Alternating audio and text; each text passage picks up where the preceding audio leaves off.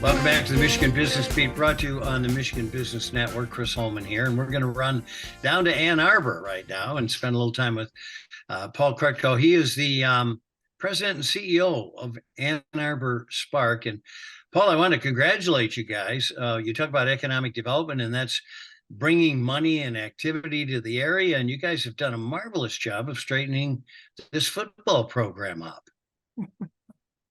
Well, as a graduate of the University of Cincinnati, I can't take any credit for that. Okay.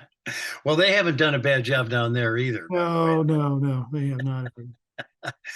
All right. Well, listen, if you would, just quickly remind everybody in the Michigan business community what Spark's focus and mission is. Sure.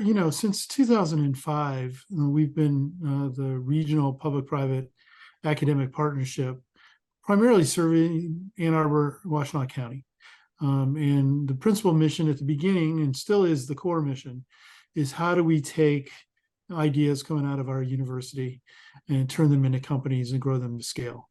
We're also responsible for the traditional attraction of companies and expansion of companies to the region. So that's the main mission, and we are funded both, both probably is not the right word, in three ways.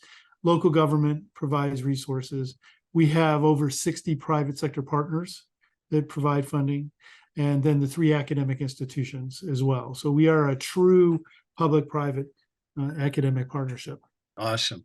So the academic institutions, you're talking about U of M and Eastern and Washtenaw Community College, right? All are represented on the board and have been in the leadership. And in fact, just a little bit of history.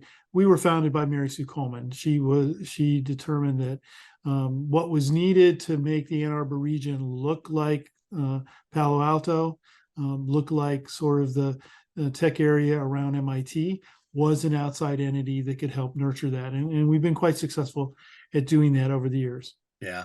Mary Sue's been instrumental in a lot of things. It's kind of interesting. So tell us about A2 Tech 360, what that is and how to go.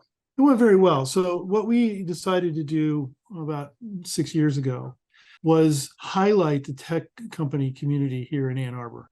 And we started with what I would call sort of the parade of homes for tech companies. In other words, on a given day, they would open their doors. Anybody in the public could come in and see what they do. And the idea was to really demonstrate that this is a growing tech environment here in Ann Arbor.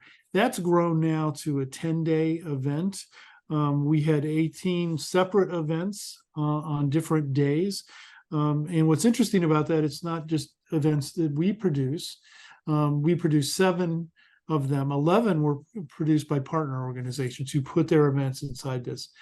It's very similar to some of these other kinds of things that happen around the country, like South by Southwest, in a smaller version. And we had some very interesting events. We do one where we celebrate our high growth companies called Fast Track. To get in the room and be acknowledged, you have to have 20% growth for at least 3 years, 20% growth over each year. And we had some companies that had done that for nearly 10 years here. We had an event for women in tech that was sold out. And we had across all the events, we in Tech Track, we had 60 companies participate this time, 1,500 people interacting with those companies on the day. So quite successful. We're really kind of proud of it, taking it from an afternoon now to 10 days worth of activity. Well, we used to be able to cover it when it was an afternoon. It was 10 days is tough to get a room in town. Hey, listen, we're weeks away from Tech Homecoming. Right. That lines up with Thanksgiving, and of course, we know the synergy there. But explain what that is. Yeah, what that is for us is an attempt to reach out to talented people who may have, young people particularly, who may have thought to get the kind of job that they were looking for in the technology fields, they would have to go someplace else.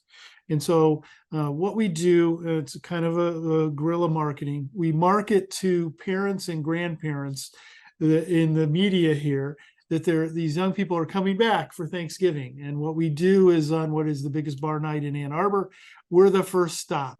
And we have 20 or so companies have real jobs in tech. And we want to expose the young people. And it doesn't just have people coming back, it's young people that are here in the community already going to U of M, but exposing them to the jobs and that they can have a high quality of life here. That salary goes further in Michigan than it does in San Jose, as an example. That's the intent. So it's a part and parcel of this talent attraction issue that the state is engaged in for the entire state. Yeah, it's so interesting. I have a son that lives in Cambridge, and when he comes home here, knowing what his house is worth, he looks at our market and goes, "Oh my God, do you know what we could get for this?" Yeah, it's funny because when we have attracted a number of investments from Silicon Valley companies, and when those folks come here, they are shocked about what they can achieve. And we have friends that come to town and they look at my house. We used to live in Silicon Valley, and they go, "Wow, you live in a mansion." And I go, "No, it's a it's a Michigan house." Yeah. They go, "You live in a park." And I go, "No, we don't put fences up around our yards. It's, Yeah. all grass," right? So interesting And our contrast. neighbors know our dogs and our kids. You know what I mean? Exactly. Exactly. Yeah. There's a quality of life here that's easy to sell. Exactly. Paul Krutko, always good to spend time with you. And we all thank you for the great work you're doing down there, my friend. Appreciate the chance to talk with you and anytime. All right. We'll look forward to the next time. Paul Krutko, President and CEO of Ann Arbor Spark. You're watching the Michigan Business Beat on the Michigan Business Network. I'm Chris Holman.